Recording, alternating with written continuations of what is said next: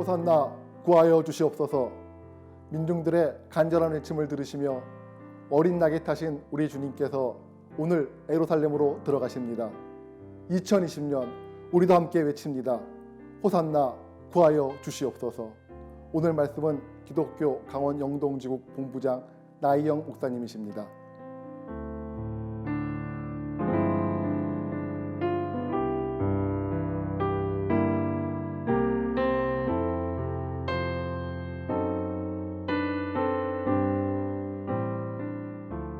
온 땅이여 여호와께 즐거이 부를지어다. 기쁨으로 여호와를 섬기며 노래하면서 그 앞에 나아갈지어다. 여호와가 우리 하나님이신 줄 너희는 알지어다. 그는 우리를 지으신 자시요 우리는 그의 것이니 그의 백성이요 그의 기르시는 양이로다. 감사함으로 그 문에 들어가며 참송함으로 그 궁정에 들어가서 그에게 감사하며 그 이름을 송축할지어다. 여호와는 선하시니 그 인자심이 영원하고 그 성실하심이 대대에 미치리로다.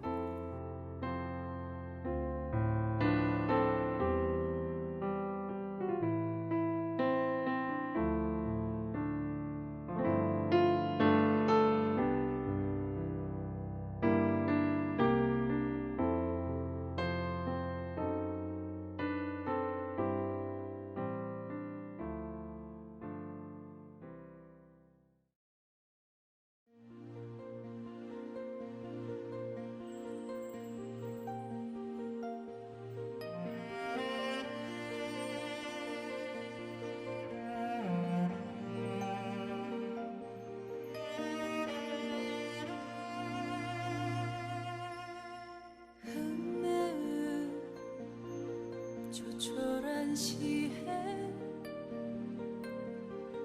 두어 줄에 얼비치는 무지개 또 하나 또 다른 무지개 아슴풀에 겹으로 걸치는 역에 난초 이파리 흔들리는 실바람에 서걱이는 대숲의 여운 떡 벌어진 가슴 하나로 서 있는 바위 언제나 목이 열리나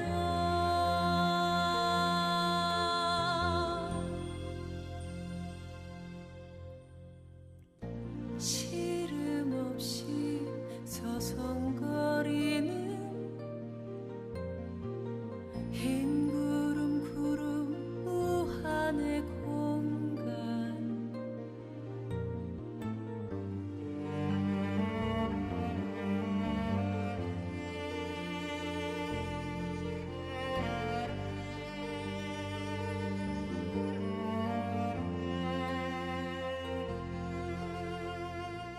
난초 이파리 흔들리는 실바람에 서걱이는 대숲의 여운 떡 벌어진 가슴 하나로 서 있는 바위 언제나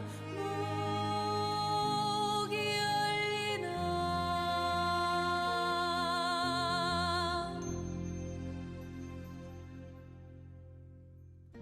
시름 없이 누가복음 19장 38절 말씀. 복되시다 주님의 이름으로 오시는 임금님. 하늘에는 평화, 지극히 높은 곳에는 영광. 요한복음 6장 15절 말씀. 예수께서는 사람들이 와서 억지로 자리를 모셔다가 왕으로 삼으려고 한다는 것을 아시고 혼자서 다시 산으로 물러가셨다. 예수님이 드디어 예루살렘에 들어갑니다. 군중들은 이날을 무척 기다렸습니다. 물고기 2마리와 떡 5개로 5,000명을 먹이고도 12광주리가 남는 그런 기사와 이적을 보인 예수를 왕으로 세우고 싶었습니다. 나귀를 타고 예루살렘으로 들어가는 예수의 발밑에는 군중들이 깔아놓은 겉옷과 나뭇가지 잎들로 거의 레드카펫이 가득 깔렸습니다. 모두들 환호합니다. 호산나 찬송하리로다. 주의 이름으로 오시는 이여 찬송하리로다. 우리 조상 다윗의 나라여 가장 높은 곳에서 호산나 라며 외쳤습니다. 예수님이 예루살렘에 들어가면 이제 곧 로마의 지배를 종식시키고 다윗 왕의 영화를 다시 재현해 줄 것으로 기대했고 믿었습니다. 그를 임금으로 세우고 싶었습니다. 아니, 예루살렘 성으로 들어가는 것 자체가 임금이 되기 위한 길이라고 여겼습니다. 그래서 한바탕 신명나는 장면이 펼쳐졌습니다. 벅찬 기대로 가득했습니다. 군중들의 바람과는 달리 예루살렘에 있던 당시 종교 권력자, 정치 권력자들은 예수가 신경 쓰였습니다. 기사와 이적으로 사람들을 끌어모으고 요상한 말로 사람들을 선동하는 위험한 청년이었습니다. 가만히 두었다가는 하나님의 율법이, 지배체계가 흔들릴 것 같았습니다. 그런 위험한 예수가 예루살렘에 들어옵니다.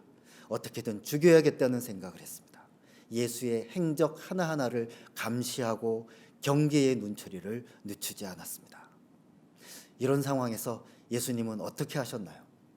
말씀의 성취를 위해 나귀를 타고 예루살렘 성으로 들어가시긴 했지만 군중들의 바람과는 좀 다른 모습을 보입니다.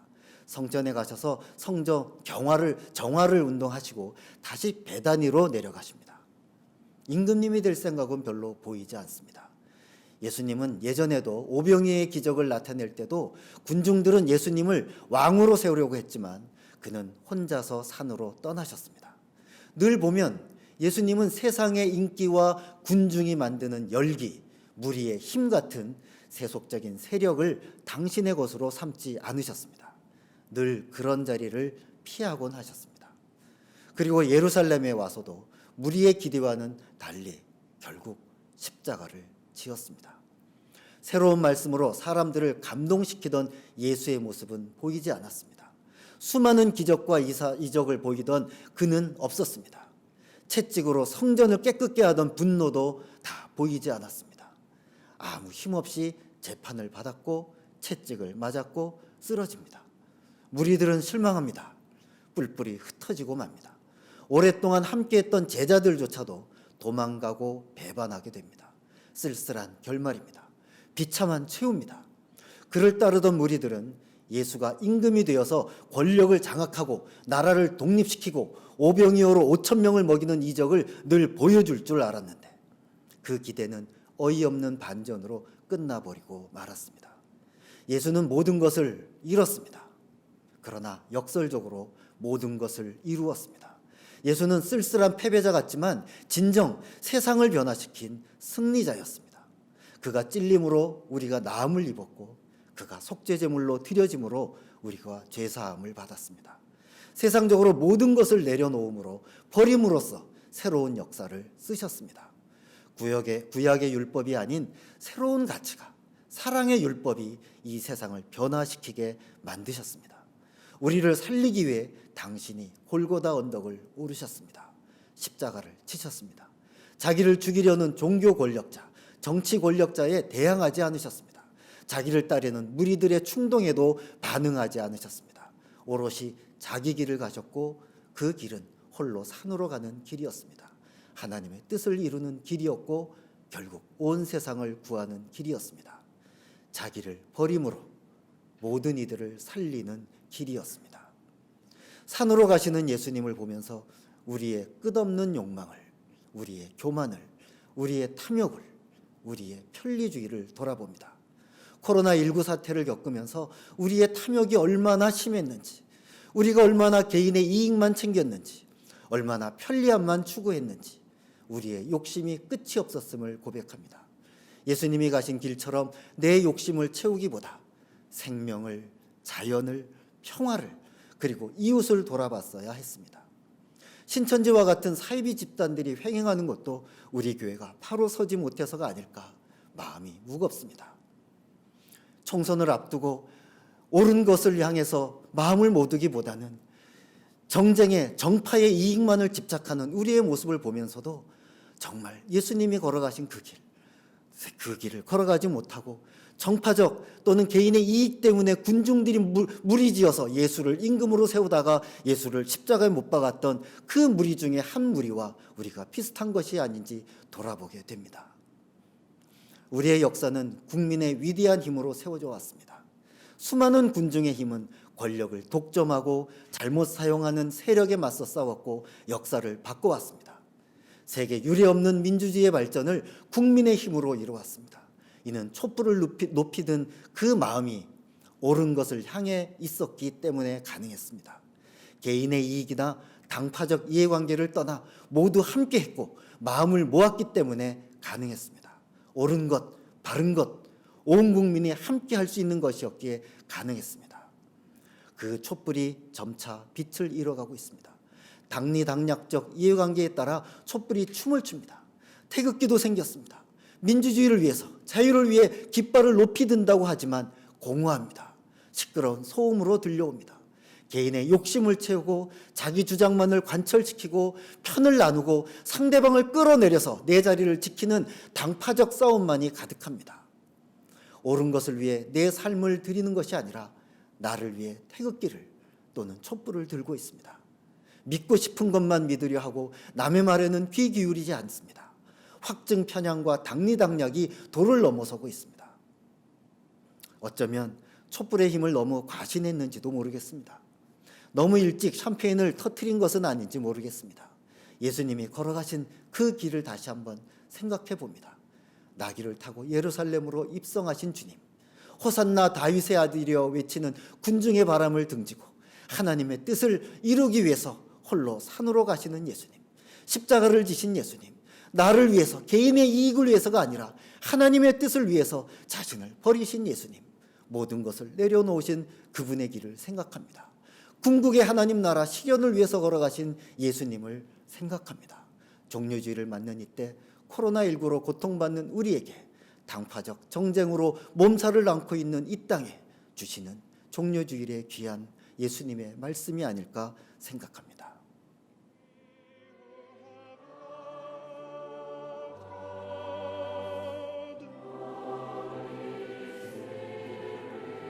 아직까지